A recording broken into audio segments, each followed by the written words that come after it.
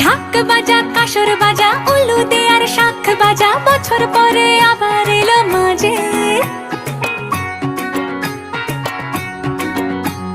পুজো পুজো গন্ধ নিয়ে নতুন